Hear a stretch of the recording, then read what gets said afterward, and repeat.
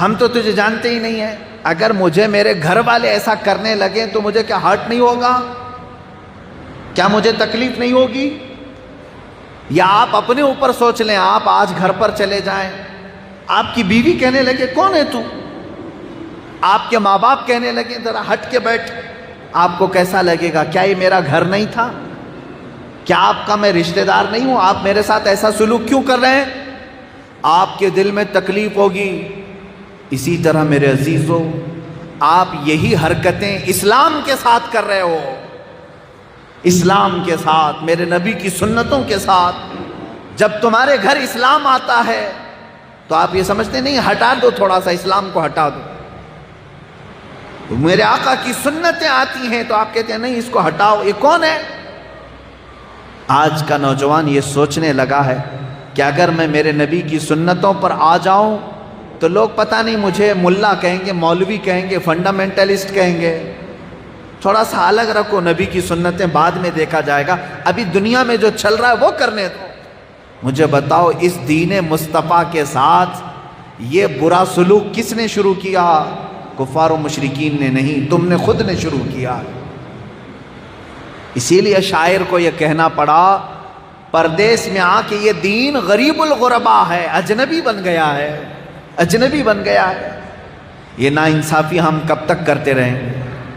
میرے عزیزو، ہمارے گھر میں کمانے والے دو بھی ہوں یا ایک ہو، اپنی آمدنی بچا بچا کر کے وہ ٹی وی تو لے آیا، واشنگ مشین تو لے آیا، فریزر تو لے کر کے آ گیا، گیس کے چولہے لے کر کے آ گیا، ساری چیزیں لے آیا، ساری مشینیں ایکٹیو ہیں، اور بچے آج روتے ہیں تو انہیں موبائل تھما دیا، وہ بھی ہمیشہ آن لائن رہتے ہیں، ہمیشہ ایکٹیو ہیں۔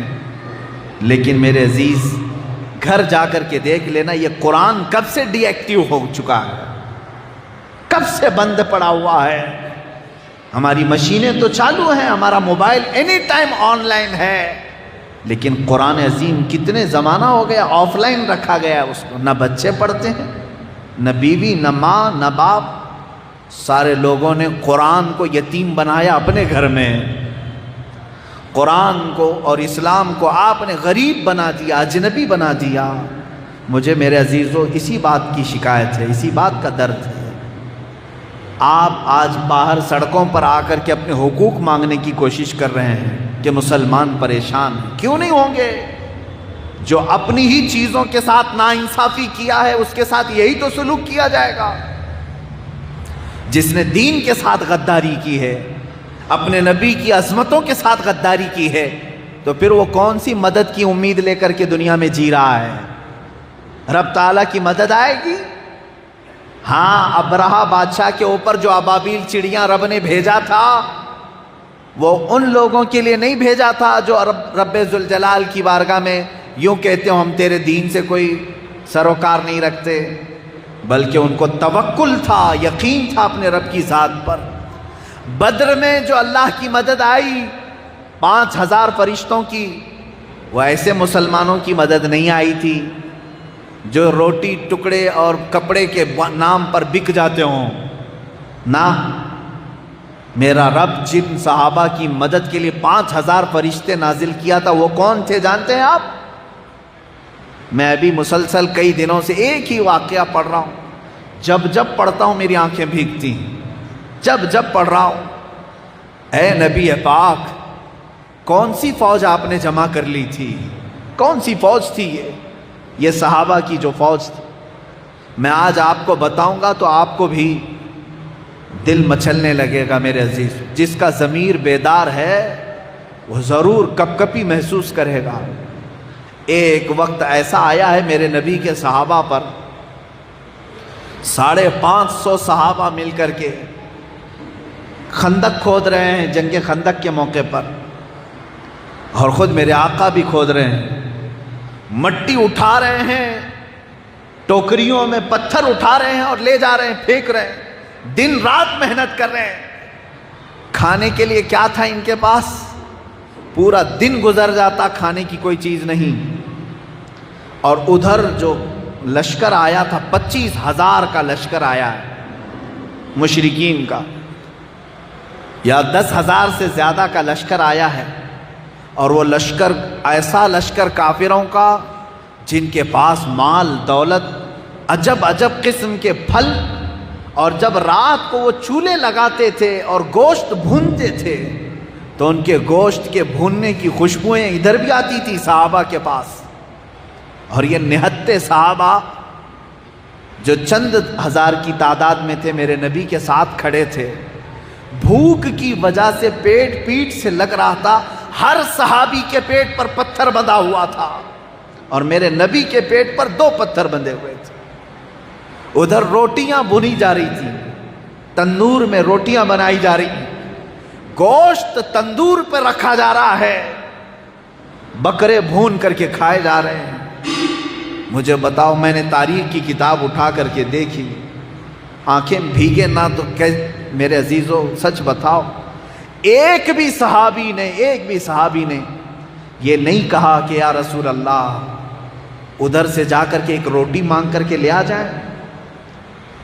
ایک صحابی نے میرے نبی سے بے وفائی نہیں کی.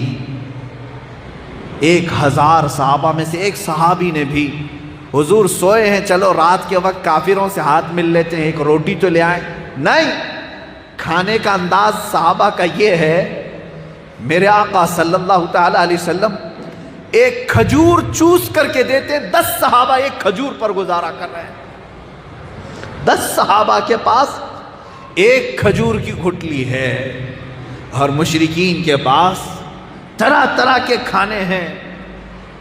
ایک صحابی نے بھی رات کو اٹھ کر کے میرے آقا کے سوتے ہوئے بھی جا کر کے کہا، اے مشرکین تھوڑا کھانا دے دو، بوٹیاں تمہارے پاس ہیں، روٹیاں تمہارے پاس نہیں. میرے عزیز، یہ بکنے والے لوگ نہیں تھے.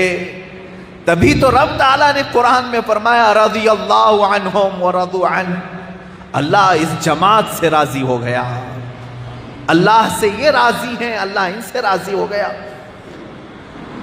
اللہ کی مدد یوں ہی آتی ہے. آج حالات یہ ہیں، یہاں مسلمان ٹوپی والے داڑھی والے کفار و مشرکین کی گود میں بیٹھے ان کی جے جے کر رہے ہیں. ابھی الیکشن آئے گا تو دیکھنا کہ کون کس کی پارٹی میں کتنے لوگ ہیں. تمہاری داڑیاں تمہاری ٹوپیاں محض دکھاوے کی ہو جائیں گی. جب تمہارے سینے کے اندر اسلام نہیں آ سکا تو پھر تمہارے ظاہری اسلام سے اللہ کی کوئی مدد نہیں آنے والی ہے. ایک بات یاد رکھ لیں، ایک عام انسان کی طرح جیو گے، بس دنیا سے ویسے ہی چلے جاؤ گے. قیامت کے دن میری یہ بات یاد آئے گی، کہیں ایسا نہ ہو جائے کہ اسلام بھی کہہ دے کہ میں اسے نہ پہچانتا ہوں نہ میں اسے جانتا ہوں، اس لیے کہ دنیا میں کبھی یہ مجھے اپنے گھر میں آنے نہیں دیا، اپنے بچوں پہ آنے نہیں دیا، اپنی بیوی پہ آنے نہیں دیا، تو میں آج اس کو نہیں پہچانتا ہوں. سچ بتاؤ اے نوجوانوں، اگر تم مسلمان ہو تو پھر اسلام کو اپنے گھر میں آنے کیوں نہیں دیتے؟ اسلام کو اپنی چوکھٹ سے باہر کیوں بھگاتے ہو؟ اگر تم سچے مسلمان ہو تو اپنی بیویوں پہ اسلام آنے کیوں نہیں دیتے؟ اسلام کو کیوں اپنے گھروں سے باہر بھیجتے ہو؟ کیا ہم اسلام کے ساتھ یہ ناانصافی کا سلوک نہیں کر رہے ہیں؟ اگر تم سچے مسلمان ہو تو ان نوجوانوں کے چہروں پر اسلام کو کیوں نہیں آنے دیتے؟ کیوں چھیل کر کے گٹروں میں بہا دیتے ہو؟ تمہیں دشمنی ہے اسلام سے؟ عمل تو یہی بتا رہا ہے. اگر تم اپنے بچوں کو اسلام سے محبت کرتے ہو تو ان کے ہاتھوں میں اسلام کیوں نہیں آنے دیتے؟ قرآن کیوں نہیں آنے دیتے؟ کہیں تو ہے. اسی لیے اقبال نے کہا تھا، خرد نے کہہ دیا لا الہ تو کیا حاصل، دل و